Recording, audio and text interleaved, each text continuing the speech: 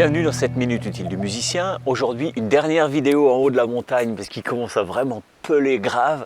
On l'a vu, la créativité, c'est le fait d'être capable de connecter des éléments qui sont habituellement déconnectés. D'accord ?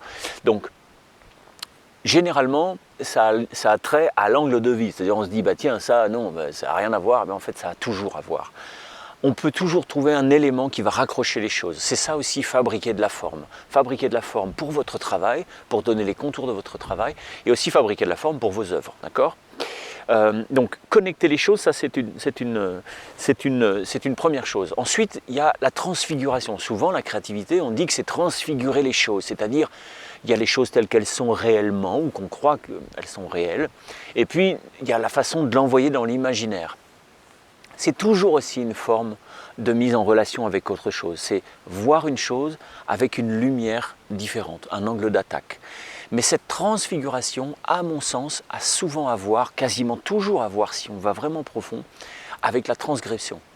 La transgression, c'est le fait de se dire « c'est comme ça, bon, eh ben moi je pense que c'est comme ça, c'est un peu différent ». Et cette transgression, ça va être intéressant parce qu'on va pouvoir penser différemment la matière musicale, que ce soit rythmique, mélodique, harmonique, sonore. On va pouvoir la penser différemment, l'investir différemment, d'accord ? En faisant de la transgression. Toujours, la créativité, et notamment les plus grandes inventions du monde, ou les gens les plus créatifs du monde sont des gens qui ont des automatismes de créativité. Pour être créatif, partez de ce que vous pensez qui est sûr. Voilà, je suis sûr. Je suis sûr de quelque chose. Cette chose-là est certaine. Eh bien, remettez-la en cause.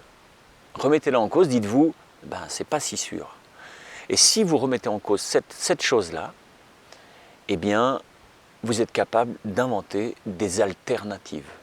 Par exemple, prenons un exemple concret. Pour cuire un aliment, il faut une source de chaleur. Ça, c'est sûr. Ok, très bien. Eh bien, le jour où quelqu'un a remis ça en cause, il a inventé le four micro-ondes. Ok ? C'est comme ça que ça marche. On se dit, source de chaleur égale cuire, ou cuire égale source de chaleur, mais si on remet ça en cause, si on se dit, je n'ai pas de source de chaleur, comment je fais ? On trouve d'autres solutions.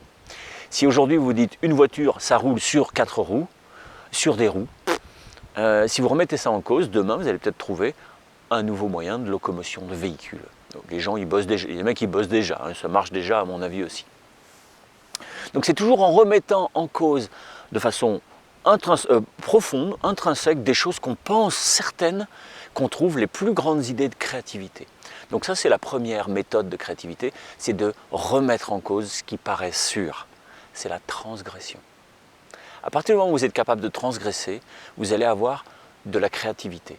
Quand vous investissez un matériau musical, transgressez, remettez en cause ce que vous pensez être sûr et vous trouverez de la créativité pour l'envisager de plein de façons différentes et de trouver des angles auxquels personne n'a pensé. C'est ça la créativité. Avoir des premières bases, de quoi décoincer un peu dans chaque domaine du jeu, des façons d'envisager de façon créative les choses. Parfois les gens sont bloqués au bout de 15-20 ans de musique, ils se disent bon je ne sais plus quoi bosser, je ne sais plus par où m'y prendre, je suis un peu, voilà, je plafonne un peu. Et bien ça peut vous remettre en marche, ça peut peut-être vous donner un coup de kick pour reprendre les choses en main sur la créativité dans le travail. Vous devez être créatif au travail parce que c'est ça qui conditionne votre créativité dans l'art, dans votre art. Désolé si j'ai parlé un peu vite, mais je caille à fond les camels. Donc, bye bye,